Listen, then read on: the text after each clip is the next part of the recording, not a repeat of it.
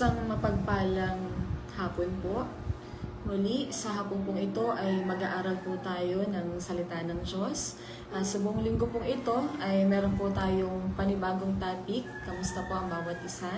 At ang title po na pag-aaralan natin sa buong linggo pong ito ay Have you ever wondered what pleases the Lord?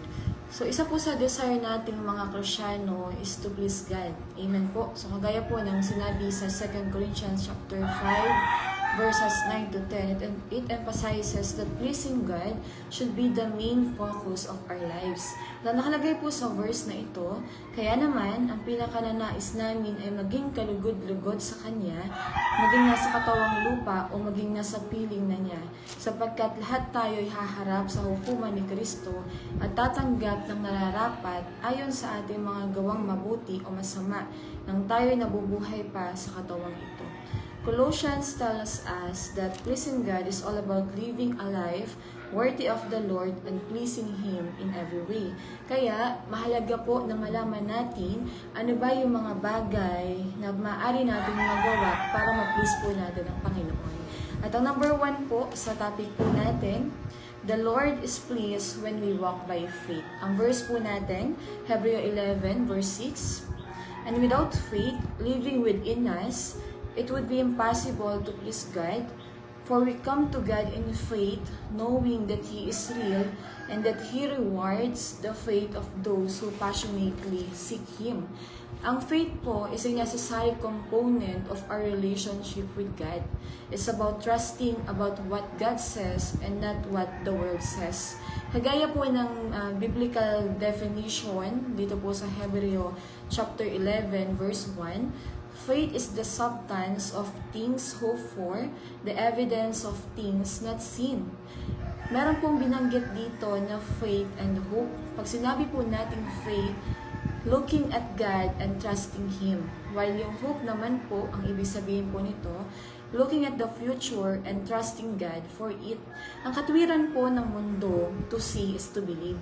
Pero dapat, ang katwiran po nating mga Kristyano ay kung ano ang katwiran ng Diyos. At ang sabi dito, kung sa mundo po ay to see is to believe, sa ating po mga Kristyano dapat ay believe and you will see. At dito po sa Hebrews chapter 11, kung mababasa din po natin yung latter part ng o latter verses ng chapter na ito, ilang beses po na binanggit dito na dahil sa pananampalataya. Ano po, nakalagay po dito sa Hebrews 11 verse 13, silang lahat ay namatay na may pananampalataya, hindi nila nakamta ng mga pinangako ng Diyos, ngunit natanaw nila iyon mula sa malayo at itinuring na natanggap na nila. Kinilala nilang sila'y mga dayuhan lamang at ng ibang bayan dito sa lupa. So kagaya po nung naituro po sa atin na last summer camp ni Pastor Boy, ang sabi niya, tanawin mo kung ano yung pangarap mo. Kasi kung ano lang ang natatanaw mo, ito lang ang makakamtan mo. So kagaya po dito sa mga man of God sa Biblia, marami pong mga promises ang Lord sa kanila. At ang naging action nila toward po dun sa mga promises ng Diyos sa kanila ay yung kanila pong pananampalataya. At ito rin po sa biblical definition po ng faith, na banggit po dito na faith is the substance of things hoped for. So ang word po na substance ay galing po sa Greek word na hypostasis. So nung una po, ang meaning po ng word na hypostasis ay hindi po ganun kalinaw since ito po ay hindi gaanong nagagamit sa Greek writings. Pero later on po, na-discover na ang meaning ng salita pong ito ay proof of ownership that belongs to us. Ibig sabihin, ito daw po ay sa atin na, pagmamay-ari na natin. At isa pa pong nabanggit dito sa Hebrews 11 verse 1, the evidence of things not seen or things not yet seen.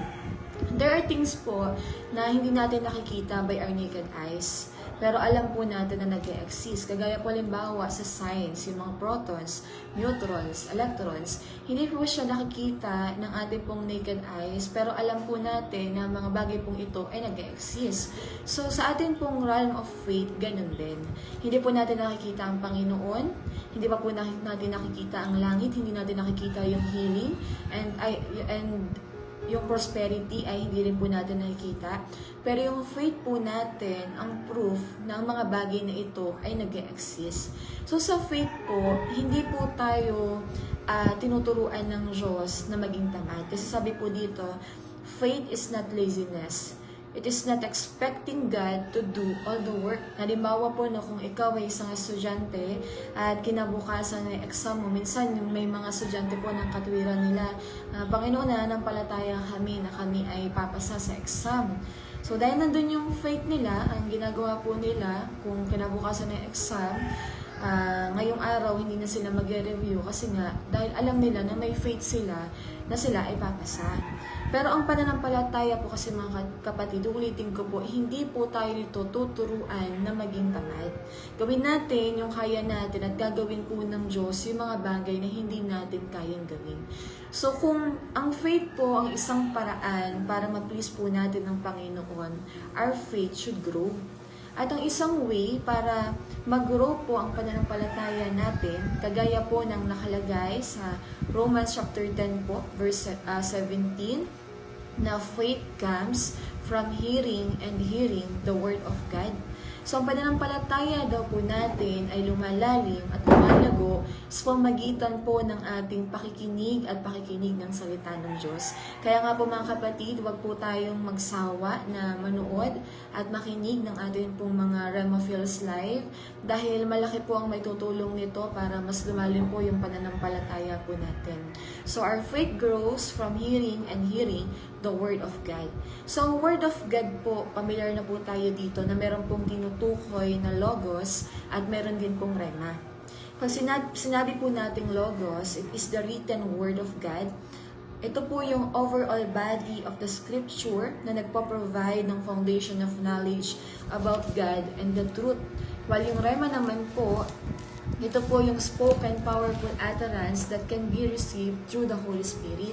Ang logos po ay parang raw ingredients. At kapag ito po ay naluto, ito po ay maging rema at pwede na po natin kainin. Kaya nga po ang sinabi po sa Matthew chapter 4 verse 4 na hindi lamang po tayo nabubuhay sa pamagitan ng tinapay. Kundi tayo po ay nabubuhay sa pamagitan ng bawat salitang lumalabas sa bibig ng Diyos. So ibig sabihin, ito po yung rema. Ang Logos Word po ay ginagamit ng Diyos para magkaroon po siya ng Rema Word sa atin. Ibig sabihin po, ang ipapaalala pa din po ng Panginoon ay yung kanya pong written word. That's why, mahalaga po hindi lamang yung pagbabasa po natin ng kanyang salita. Napakahalaga po na napag-aaralan po natin ang salita ng Diyos. So, when we trust God and believe His Word, it pleases His heart. Kaya po yung number 1 po, ang isang paraan para ma-please po natin ang Panginoon ay sa pamagitan po ng pananampalataya po natin. And yung number 2 naman po, God delights in those who are humble in spirit. Dito po sa Isaiah chapter 66 verse 2, sa lahat ng bagay, ako ang may likha, kaya ako ang may-ari ng lahat ng ito. Ako'y nalulugod sa mga taong nagpapakumbaba at nagsisipagsisi, sa mga may takot at sa utos ko'y sumusunod. Ang isa po sa makakapagpapili sa Panginoon ay kung meron po tayong pusong mapagpakumbaba. Kagaya po ng story ng nangyari kay Saul at David. Alam ko po, familiar na po tayo sa kwentong ito. Amen po. Parehas po silang nagkamali pero magkaiba sila ng naging respond. Parehas po silang naging hari, pero bakit nung time na si Saul ay nagkamali, tuluyan po siyang naalis sa kanyang posisyon. Samantalang si David naman po, nandun pa din yung pagiging hari sa kanya. Kung ang Diyos po ang nagpo-promote at naglalagay sa atin sa posisyon, siya din ang magde-demote sa atin. At ang promotion po ay dumadating kapag kaya na nating ma-demote. Sa time na tayo po ay nagkakamali, dito po makikita kung ano talaga ang hinahabol natin. At ang habol dapat natin ay walang iba kundi ang puso ng Panginoon. Ang habol dapat natin mga kapatid ay ang ma-please ng Diyos. Si Saul po, ang pinagkaiba din nung sila po ay nagkamali ni David, si Saul nung siya po ay nagkamali, alam niyo po, naghanap siya ng mga taong sisisihin niya. While si David, it's between him and the Lord only. hindi po siya nag-involve ng ibang tao. At sa attitude pa lang na ito, makikita na walang repentant heart si Saul. Si David po, pinaghirapan niya, tsinaga niya, at niligawan niya ang Diyos para makuha niya ang kapatawaran ng Panginoon. Ang pangako ng Diyos sa 1 John chapter 1 verse 9 na kung tayo po ay hihingi ng kapatawaran sa Kanya, kung i-confess po natin yung mga pagkakasala natin, matatanggap po natin ang kapatawaran ng Diyos. Amen? Pero maganda po na magawa natin yung kagaya ng mga pagkatsaga at yung effort na ginawa po ni David in order na matanggap po niya yung kapatawaran po ng Diyos. At kung tayo po ay naglilingkod sa Diyos, dapat it's always about Him. Hindi po kagaya ni Saul na nung time na ang Panginoon po ay merong inutos sa kanya at nagtagumpay siya na ito ay magawa. Alam niyo po, ang ginawa ni Saul, kinuha na yung credit. At sa paglilingkod po natin, wag na wag mong kukunin ng glory at credit. Dapat pure ang desire ng puso mo na ma-please lang ang Panginoon sa paglilingkod na ginagawa mo. Ngayon po, dito po sa Psalm 51 verse 17, meron po dito na binanggit na broken and contrite heart. Ay ibig sabihin po ng broken spirit and contrite heart, this refers to a heart that is genuinely sorrowful for sin and is willing to turn away from it. Ibig sabihin po, merong true repentance. Kasi malalaman po ng Panginoon kung ano talaga ang laman ng puso natin. At malalaman ng Diyos kung totoo ba na ang puso mo ay nag-repent sa kanyang harapan. At ayaw po ng Diyos ng mga pusong mapagpaimbagaw. Ngayon po, dako naman po tayo dito po sa number 3. Ang number 3 po natin, obedience is greater than sacrifice and pleases the Lord deeply. Ang verse po natin ay nasa 1 Samuel chapter 15 verse 22. So, pamilyar na rin po tayo sa kwento na to dito po sa 1 Samuel chapter 15. Ito po yung time na inutusan po ng Panginoon sina Saul na sumugod po sa Amalek. At ginawa naman po niya ang utos ng Panginoon. Sumunod siya na lusubin ang mga Amalekita, pero he failed na gawin yung mismong utos po ng Diyos sa kanya. Kasi di ba po ang sabi ng Panginoon, lahat na makikita niya, kailangan niyang patayin.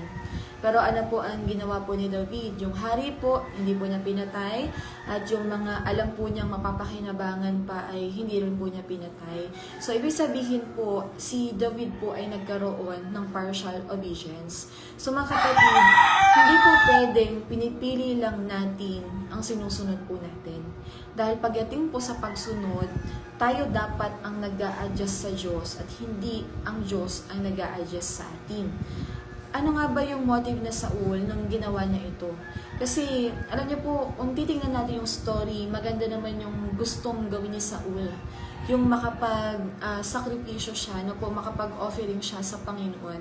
Pero ano nga ba yung totoong motibo niya? Ay isang bagay pa, dahilan sa naging pagsuway niya, tinuturuan lang din niyang nasasakupan niya na sumuway sa Diyos. God's command are not always easy to obey, pero trabaho lamang po natin na sumunod. Ulitin ko po, hindi po lahat ng inuutos o pinapagawa ng Diyos sa atin ay madaling gawin. Pero tayo po bilang mga Kristyano, bilang mga naglilingkod sa Kanya, hindi po tatanggapin ng Diyos yung mga excuses natin. Kasi ang part lang po natin, ang trabaho lang po natin, ay ang sumunod sa mga pinapagawa ng Diyos natin. Kaya nga, tinanggap mo na siya ang Panginoon ng buhay mo, meaning to say, dapat siya na din ang nasusunod sa buhay mo. Dito po, hindi yung mga gusto mo, kundi yung gusto ng Diyos. To obey is better than sacrifice. Nireject po ni Saul yung utos ng Diyos sa kanya. Rejecting God's word is rebellion against God. Ulitin ko po, rejecting God's word is rebellion against God. So every time po na hindi po natin nagagawa ang inuutos ng Diyos sa atin at ang sinabi ng Panginoon sa atin, ito rin po pala isang paraan ng unti-unti nating pag-rebelde sa Diyos. Kahit maganda ang hangarin mo, pero mali ang pagsunod mo, hindi pa din mapiplease ang Diyos. Alam niyo po, kahit ibigay mo pa ang lahat-lahat sa'yo, kahit ibigay mo pa ang buhay mo bilang sakripisyo, pero ikaw pa din ang nasusunod, hindi pa din malulugod ang Diyos. Dahil dito po sa number 3 na pinag-aaralan po natin, obedience is greater than sacrifice and pleases the Lord deeply. So kung gusto po natin na ma-please ang Panginoon sa bawat ginagawa po natin, ulitin ko po yung number 1, the Lord is pleased when we walk by faith. So, kailangan po mas mag-grow pa po yung faith po natin sa pamamagitan po ng pakikinig at pakikinig ng salita ng Diyos. So, every time na tayo po ay nagbabasa ng Logos o yung written word of God, kung meron pong rema at may mga yung specific na nagiging mensahe ng Panginoon sa atin, alam niyo po, mas mag-grow at mas lalalim po yung pananampalataya po natin. So, yung number 2 naman po, God delights in those who are humble in spirit. So, kailangan po yung kababaan o yung humility ay palagi pong makita sa atin. Kasi dadaan po tayo sa test of humility at makikita po kung sino ang makakapasa. At yung number 3 naman, sa topic po natin ngayong hapon, obedience is greater than sacrifice and pleases the Lord deeply. So, kagaya po ng sinabi ni Apostol Pablo sa Galatians chapter 1, na hindi na po niya hinahangad yung mga papuri ng mga tao, kundi ang pinaka-dinadesire ng puso niya ay ma-please walang iba kundi ang Diyos na tumawag sa Kanya. At nawa, ito rin po yung maging desire ng mga puso po natin. Amen? Lamang po mapag-aaralan natin sa hapong ito. Maraming salamat po sa oras na ibinigay nyo. Sige po, pray po tayo. Purihin ka, Panginoon. Lord, ang greatest desire na namin ay mapaglingkuran ka sa paraan na gusto mo. Na sa bawat ginagawa namin, Panginoon, napipilis ka. Ikaw yung nag-glorify. Lord, hindi kami ang makita, kundi ikaw lamang. Ikaw ang palaging mapagpurihan sa buhay namin. At ang plano mo, ang siya pang matupad sa bawat isa. Salamat po, O God. Ibinabalik po namin sa iyong lahat ng pagsamba. Sa iyong dakilang pangalan na si Jesus. Amen. Maraming salamat po muli and God bless po.